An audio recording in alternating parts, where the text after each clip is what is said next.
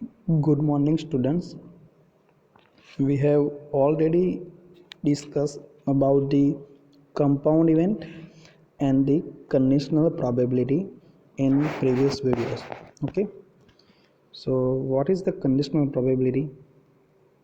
Simple, हमें कोई event जो हैपन हो रही है उसका फाइंड करना है प्रोबेबिलिटी, लेकिन उनसे पहले और एक इवेंट ऑलरेडी हैपन हो चुकी है बी, मान लो यहाँ पे। ओके, तो उनकी प्रोबेबिलिटी क्या है? तो हम बोल सकते हैं कि probability of A given B या तो probability of A by B. So यहाँ पे ये बी ऑलरेडी हैपन हो चुकी है, पहले हमें फाइंड करनी है ए, और दोनों का कनेक्शन एक दूसरे के साथ होगा। ओके, क्योंकि इफ़ेक्ट करेगी, जो हैपन हो चुकी है उसके बेस पे ही ये, वो कंडीशन पे ही ये हमें दूसरी इवेंट ये इसकी प्रोबेबिलिटी मिलेगी। तो दोनों का एक दूसरे के साथ रिलेशन होगा, कहीं ना कहीं कनेक्शन होगा। गेटिंग? सो वो कंडीशन में हमें क्या करना है वो हमने ऑलरेडी देखा है। तो सिंपल सी बात है, जब कंडीशनल प्रोबेबिलिटी आती है तो हम कौन सा इक्वेशन यूज़ करते हैं? ये probability of A given B, उसकी जो फॉर्मूला है वो क्या है? Probability of A intersection B divide by probability of B. Okay, so ये भी आ सकता है probability of B given A. तो क्या लिखेंगे? देखो यहाँ पे है, ये तो ऊपर वाला इंटरसेक्शन जो है दोनों साइड का वो तो सेम ही रहेगा दोनों इवेंट का, और ये क्या होगा? डिवाइड बाय प्रोबेबिलिटी ऑफ ए। सो ये ऑलरेडी हमने देखा है प्रीवियस वीडियो में, उनके बेस पे और एक एग्जांपल देखे थे। आज हम और जो है जीटीयू एग्ज़ाम में पूछे गए हैं जो छोटे एग्जांपल है, इजी एग्जांपल है, वो देखेंगे। एंड देन हम देखेंगे नेक्स्ट जो टॉपिक है हमारा वो, और वो बहुत इम्पोर्टेंट है। सो ये एग्जांपल हमने प्रीवियस वीडियो में ऑलरेडी देखा था। सो आज हम बात करेंगे। देखो ये छोटा सा एग्जांपल दिख रहा है, उसमें कुछ करना नहीं है, सिर्फ फार्मूला में वैल्यू एंटर करनी है, और वो 17 में आया हुआ है एग्ज़ाम में। सो क्वेश्चन है हमारा, compute probability of A given B. So probability of A given B का हम फार्मूला लिख देते हैं कंडीशनल प्रोबेबिलिटी का। देखो ये लिख दिया, probability of A intersection B divide by probability of B, वो फार्मूला लिख दिया। अब क्या क्या दिया हुआ है? See, if probability of A equal to 0.6, probability of B equal to 0.7, then probability of A intersection of B equal to 0.3। So देखो ये फार्मूला में जिसकी वैल्यू हमें दी हुई है उसकी डायरेक्ट रख दो। तो ये दिया हुआ है probability of A intersection B 0.3, तो यहाँ पे 0.3 रख देंगे। And then probability of B कितनी दी हुई है? देखो 0.7, तो यहाँ पे 0.7 रख देंगे। सो ये आंसर आएगा 3/7। आप कैलकुलेटर में कैलकुलेट करके आप डेसिमल में आप आंसर लिखना चाहते हो तब भी आप लिख सकते हो। सो ये तो बहुत इजी था एग्जांपल, वो 1 मार्क्स में आ सकता है या तो 2 मार्क्स में। ओके, सो हम नेक्स्ट एग्जांपल देखेंगे, ये कंडीशनल प्रोबेबिलिटी के बेस पे। तो देखो यहाँ पे एग्जांपल है कि क्या दिया हुआ है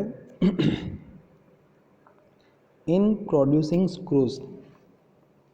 okay, let A means screw to slim and B screw to small. So यहाँ पे दो इवेंट है हमारे कि बहुत सारे जो स्क्रूज है वो अभी प्रोड्यूस हो रहे हैं। तो पहली इवेंट क्या है कि जो स्क्रू प्रोड्यूस हो रहे हैं वो बहुत पतले से है, स्लिम है, एंड उसको क्या बोला है? ए। और दूसरी जो इवेंट है वो क्या है कि स्क्रू बहुत स्मॉल है, मीन्स शॉर्ट है, छोटे से है। तो ये दो इवेंट हमें दी हुई है। अब नेक्स्ट देखते हैं, let probability of A equal to 0.1, मतलब जो स्क्रू बहुत स्लिम हो उनकी प्रोबेबिलिटी कितनी दी है? 0.1। And let the conditional probability that the slim screw is also too small, means जो स्क्रू स्लिम है वो बहुत छोटा भी हो, बहुत स्मॉल हो, दोनों है इवेंट। ओके, तो उनकी प्रोबेबिलिटी क्या दी हुई है? Probability of B given A equal to 0.2। Getting. So ये कंडीशनल प्रोबेबिलिटी हमें दी हुई है। सो ये जो डेटा है वो ऑलरेडी हमें ये स्टेटमेंट में एग्जांपल में दिया हुआ है। अब जो मेन क्वेश्चन जो है वो अभी मेन आएगा कि हमें फाइंड क्या करना है। सो क्या करना है, what is the probability that the screw that we pick randomly from a lot produced will be both too slim and too short। Means कि प्रोबेबिलिटी फाइंड करनी है किसकी, कि जो बहुत सारे स्क्रूज जो है वो प्रोड्यूस हुए हैं उसमें से हमें रैंडमली कोई एक स्क्रू को पिक करना है, उसको निकालना है, लेना है, खींचना है। तो वो बोथ होने चाहिए, दोनों कंडीशन को फुलफिल करता होना चाहिए कि वो स्लिम भी होना चाहिए एंड शॉर्ट मीन्स स्मॉल भी होना चाहिए। उनकी प्रोबेबिलिटी क्या है। सो यहाँ पे हमें कंडीशनल प्रोबेबिलिटी दी है, देखो ये, तो हम उनका फॉर्मूला लिख देते हैं पहले। तो क्या दिया हुआ है, probability of B given A, तो बी गिवन ए का हम फॉर्मूला लिखते हैं तो क्या आता है, probability of A intersection B divide by क्या आता है, प्रोबेबिलिटी ऑफ ए। तो देखो यहाँ पे ये नहीं आएगा, प्रोबेबिलिटी ऑफ बी नहीं आएगा, क्या आएगा, प्रोबेबिलिटी ऑफ क्या आएगा, ए। ये प्रिंटिंग मिस्टेक है तो थोड़ा देखना। ओके।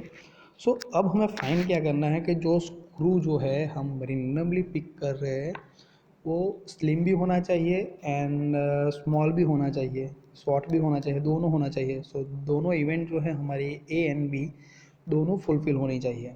सो हम क्या करेंगे, जो स्क्रू है वो स्मॉल भी, सॉरी स्लिम भी है, मीन्स ए भी है एंड शॉर्ट भी है, स्मॉल भी है। तो हम एंड होता है तो क्या करते हैं, इंटरसेक्शन। तो एक्चुअली हमें फाइंड क्या करना है यहाँ पे, A intersection of B. So देखो यहाँ पे इक्वेशन हम फार्मूला लिख सकते हैं, P intersection of B equal to क्या लिख सकते हैं, ये जो है प्रोबेबिलिटी ऑफ ए यहाँ उसके साथ मल्टीप्लाई होगी। तो यहाँ पे लिखा है देखो, P intersection of B equal to probability of A into probability of B given A. तो कुछ नहीं है, अब प्रोबेबिलिटी ऑफ ए हमें दी हुई है 0.1, तो वो हमने यहाँ पे रखी है।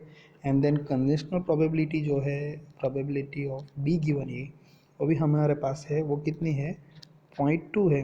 तो वो 0.2 रखो, दोनों का मल्टीप्लिकेशन, तो आंसर क्या आएगा, 0.02। ओके। सो बहुत सारे प्रोड्यूस स्क्रू में से हम रैंडमली कोई एक स्क्रू को पिक करते हैं और वो स्लिम भी हो एंड स्मॉल भी हो, तो उनकी प्रोबेबिलिटी कितनी आई, 0.02। सो बहुत इजी एग्जांपल है। सो आज हम यहाँ पे एक नया टॉपिक स्टार्ट करते हैं, थियोरम है, वो है बेस थियोरम, और वो हम देखते हैं। तो एग्ज़ाम पॉइंट ऑफ व्यू आप देखो तो उसका जो स्टेटमेंट है उसको प्रूव करने की ज़रूरत है नहीं, उसका जो स्टेटमेंट है देखो ये पूरा वो बहुत इम्पोर्टेंट है। कोई भी एग्जाम्पल आता है, एक ना एक एग्जाम्पल तो एग्ज़ाम में आएगा ही, मोस्ट इम्पोर्टेंट थियोरम है ये। सो बेस थियोरम पहले एग्जाम्पल आता है तो उससे पहले एक स्टेटमेंट लिखा जाता है कि state the Bayes theorem and then calculate.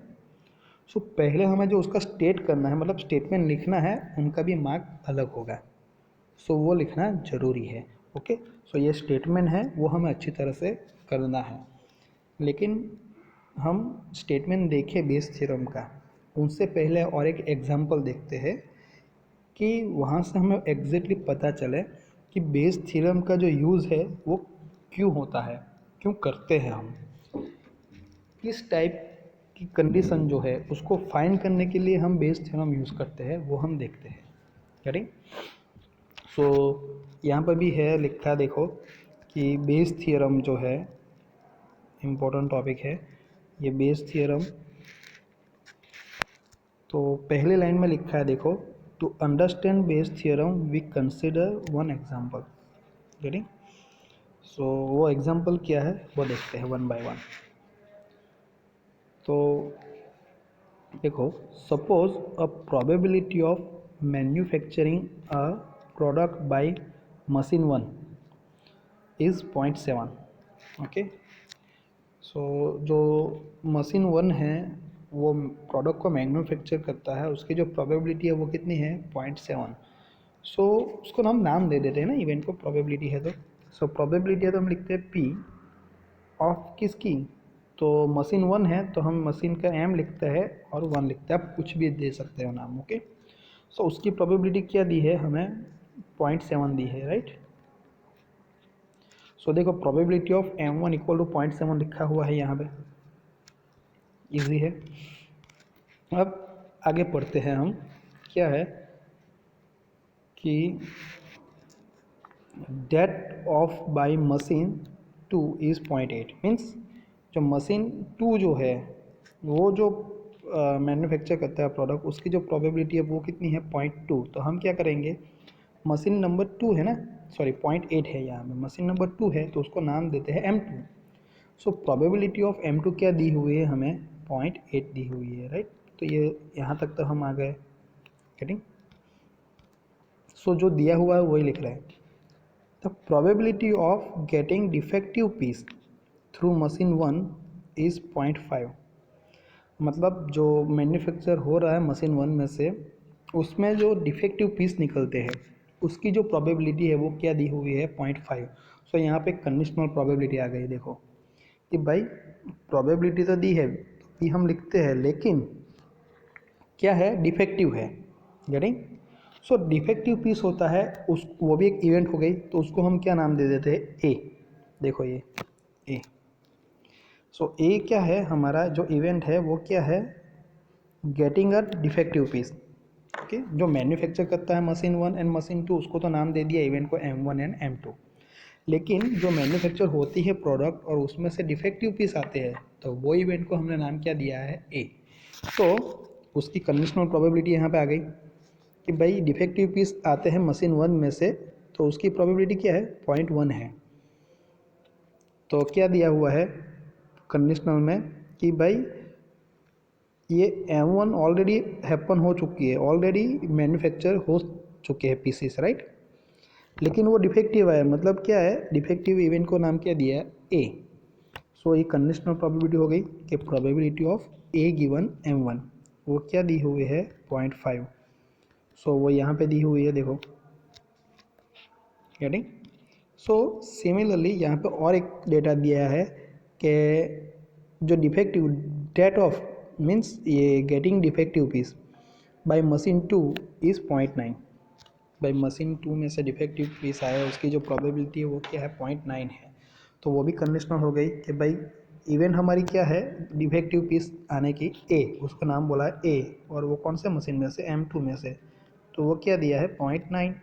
तो देखो ये 0.9 यहाँ पे लिखा है, probability of A given M2। अब इतना तो सब कुछ दे दिया। अब क्वेश्चन है, if one product is selected at random, कोई एक प्रोडक्ट को हमें सिलेक्ट करना है randomly, then the question arise is to find the probability of the selected defective piece is manufacture by machine 1। Okay, so अभी हमें पता नहीं है, हमें एक रैंडमली एक पीस लेना है और वो डिफेक्टिव निकले।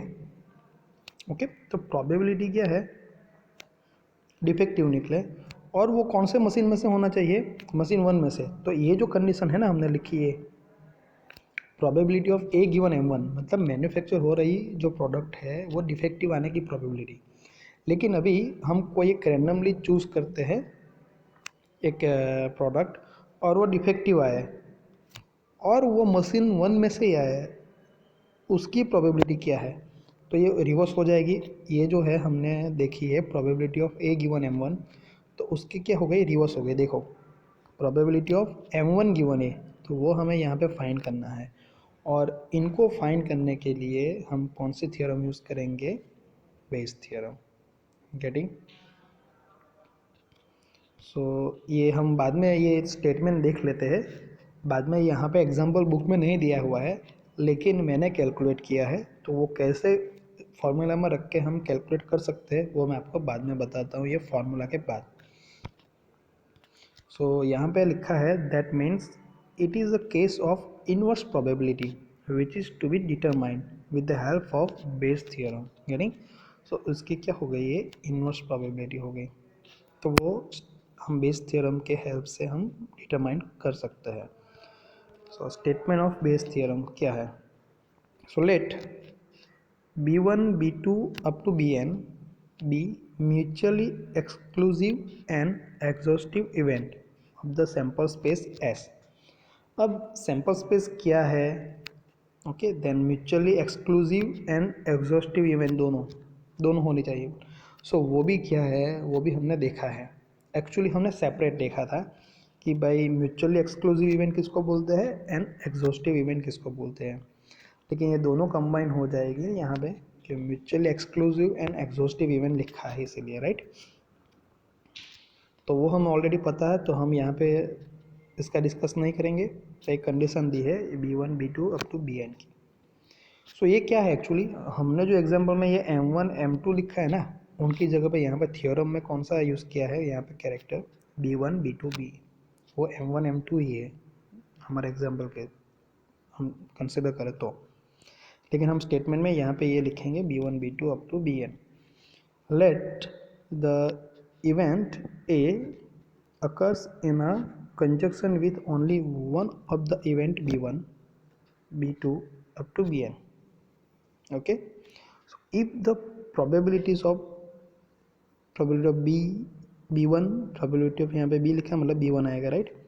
probability of B2 up to Bn and probability of A given B1 A given B2 up to A given Bn are known, then सो हमें ये कंडीशनल प्रोबेबिलिटी ये पता होनी चाहिए, ये और सभी ये पता होनी चाहिए जो इवेंट दी हुई है ना उनकी प्रोबेबिलिटी. और दूसरी इवेंट क्या है ए, वो क्या है, वो ये जो हमारे ऑलरेडी ये इवेंट है उसके साथ एक कंजक्शन में है. ये सब कुछ पता है तो हम फाइंड कर सकते हैं. देखो यहाँ पे लिखा हुआ है कि ये probability of B J given A, ये जे जो है ना एक्चुअली ये वो क्या है 1 2 3 अप टू n तक जाता है. सो जितनी भी इवेंट दी हुई है उनके हिसाब से हम ये फार्मूला जो है वो चेंज कर सकते हैं, मतलब लिख सकते हैं. यानी यहाँ पे जनरल फार्मूला दी हुई है. तो जनरल फार्मूला में क्या है,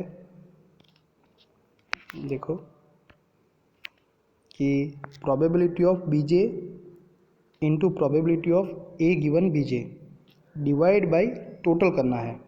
देखो यहाँ पे क्या है कि ये जो है दिया वहाँ से ये लिख देना है हमें प्रोबेबिलिटी ऑफ बीजे इनकी, और उसके रिवर्स कर दो ए गिवन बीजे जिसकी फाइंड करनी है वही, डिवाइड बाय क्या करना है टोटल, मतलब कितनी इवेंट है उस पर डिपेंड करता है कि भाई प्रोबेबिलिटी ऑफ B1 है इनटू प्रोबेबिलिटी ऑफ क्या आएगा ए गिवन B1 प्लस B2 है तो probability of B2 into probability of A given B2 plus 3 है तो B2 की जगह पे B3 लिख दो, प्लस अप टू कहाँ तक जाएगा n तक जाएगा. सो देखो यहाँ पे ये लिखे है. सो डिवाइड में क्या करेंगे हम टोटल कर देंगे. ओके वहाँ पे j क्या है 1 2 डॉट डॉट डॉट n.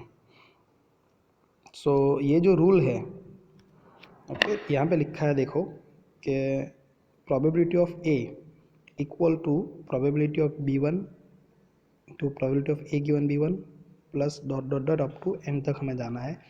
उनको क्या बोलते हैं रूल ऑफ एलिमिनेशन और the rule of total probability.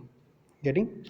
सो क्या है ये यही है ना, हम इनकी बात करें तो यही लिखते हैं ना, नीचे क्या लिखते हैं प्रोबेबिलिटी ऑफ ए लिखते हैं डिनोमिनेटर में. ओके ये कंडीशनल प्रोबेबिलिटी की आप बात करो तो ऐसा लिखते हैं ना probability of B J intersection of A divide by probability of A. तो ये जो प्रोबेबिलिटी ऑफ ए है इक्वल टू हमने ये जो टोटल सम किया ना सभी का, तो उसको बोलते हैं रूल ऑफ टोटल प्रोबेबिलिटी या the rule of elimination. Okay so ये जो थियरम है वो हमें अच्छी तरह से करनी है. मोस्टली एग्जाम्पल में पहले यही आता है, अच्छी तरह से स्टेटमेंट पढ़ना है कि by state the Bayes theorem. So पहले स्टेटमेंट लिखना है एंड देन हमें क्या करना है एग्जाम्पल को कैलकुलेट करना है. यानी 2 इवेंट है 3 इवेंट है इस हिसाब से हमें यहाँ पे लिखना है. जे कितना है वो हमें फाइंड आउट कर लेना है. सो भाई हमारे पास ये कंडीशन है, हमारे पास 2 ही है. देखो यहाँ पे एग्जाम्पल है उसमें हमने M1 M2 लिखा है. सो वो हम कंटिन्यू करेंगे. एक्चुअली स्टेटमेंट में क्या लिखा है B1 B2 तो उसकी जगह पे हमने क्या लिखा है M1 M2। तो अभी के लिए हम M1 M2 रखेंगे, बाकी के जो एग्जांपल है उसमें हम B1 B2 ही लिखेंगे। सो ये जो सारी कंडीशन है एग्जांपल की वो ऑलरेडी मैंने यहाँ पे लिख दी हुई है। देखो ये प्रोबेबिलिटी ऑफ M1 ये दी हुई है, सब कुछ दिया हुआ है। तो हमें फाइंड क्या करना है एक्चुअली, बेस थ्योरम के हेल्प करके ये फाइंड करना है प्रोबेबिलिटी ऑफ M1 गिवन ए, वो क्या है। So using the Bayes theorem the probability that the defective piece has come from machine 1 is, उसको डिनोटेड कैसे करते हैं M1 गिवन ए से। मतलब जो हम एक रैंडमली एक पिक करना है प्रोडक्ट को, वो डिफेक्टिव होनी चाहिए। तो उसकी इवेंट को हमने ए बोला था राइट, डिफेक्टिव की, और वो मशीन 1 में से आया उसकी प्रोबेबिलिटी, तो ये हमें फाइंड करना है राइट। सो हम बेस थ्योरम यूज़ करेंगे तो क्या लिखेंगे यहाँ पे ऐसा कि प्रोबेबिलिटी ऑफ M1, जो हमने अभी स्टेटमेंट देखा उसमें B1 था, B की जगह पे हमने यहाँ पे M1 लिखेंगे, dot into probability of A given M1 divide by total कर देना है। देखो ये जो है वो तो लिखना ही है, ये ऊपर वाला same, plus probability of M2, यहाँ पे M2 भी है ना, M2 into probability of A given M2। सो दो ही इवेंट है तो बस इतना आएगा, थर्ड आती तो हम आगे लिखते हैं राइट। सो यहाँ पे सभी की वैल्यू एंटर कर दो। सो प्रोबेबिलिटी ऑफ M1 क्या है 0.7, तो यहाँ पे 0.7 लिखा है। ए गिवन M1 क्या है 0.5, तो 0.5 दोनों का मल्टीप्लिकेशन कितना आएगा 0.35, डिवाइड बाई क्या है सेम। देखो ये जो है ऊपर 0.7 इंटू 0.5, नीचे भी आया वो भी 0.35। अब यहाँ पे प्रोबेबिलिटी ऑफ M2 क्या है 0.8, तो ये 0.8 लिखी है, and then A given M2 क्या है 0.9, तो ये 0.9 लिखा है। सो वो दोनों का मल्टीप्लिकेशन क्या आएगा 0.72, देन 0.35 प्लस 0.72 क्या आएगा 1.07, और उसका जो डिवीज़न करेंगे तो आंसर क्या आएगा हमारा 0.3271। सो ये जो प्रोबेबिलिटी है वो किसकी आई कि भाई डिफेक्टिव पीस हम मतलब जो पिक कर रहे हैं वो डिफेक्टिव पीस आ रहा है, और वो फिर कहाँ से है मशीन 1 में से, मशीन 2 में से नहीं। अभी मशीन 2 में से हमें फाइंड करना है तो क्या लिख सकते हैं प्रोबेबिलिटी ऑफ M2 गिवन ये लिख सकते हैं कि जो भी हम रैंडमली पिक करें वो डिफेक्टिव भी होना चाहिए, और वो कहाँ से आएगा मशीन 2 में से। सो ये जो क्वेश्चन था हमारा जो बुक में दिया हुआ है वो मैंने यहाँ पे कैलकुलेट किया है। हम मशीन 2 में से करना है तो ये सेम आएगा। ओके, फॉर्मूला क्या है कि यहाँ पे M1 की जगह पे क्या कर दिया है M2 कर दिया है राइट। सो यहाँ पे एक चेंज आएगा, और ये बाकी ये जो टोटल है वो तो सेम ही रहेगा। तो वो तो हमने ऑलरेडी टोटल तो फाइंड की ही है। देखो ये कितनी आई है 1.07, तो मैंने यहाँ पे डायरेक्टली लिख दी 1.07, और ये M2 की प्रोबेबिलिटी और ए गिवन M2 की यहाँ पे मल्टीप्लिकेशन, तो उसका आंसर क्या आएगा ये। अब दोनों की जो प्रोबेबिलिटी हम फाइंड करेंगे तो सॉरी ऐड करेंगे तो क्या आ जाएगा आंसर 1 आ जाएगा, तो दैट मीन्स ये आंसर हमारा राइट है। ओके, सो ये मैंने एक्स्ट्रा बताया आपको किस तरह से करना है वो। सो हमें ये जो बेस थ्योरम है वो ये बुक में एग्जांपल है तो उसमें से हमने ये देखा है, वो हमें अच्छी तरह से करनी है। बहुत आईएमपी मोस्ट आईएमपी थ्योरम है ये। स्टेटमेंट अच्छी तरह से करो और उसके बेस पे जो है एग्जांपल जो है वो आप अच्छी तरह से करो। ओके।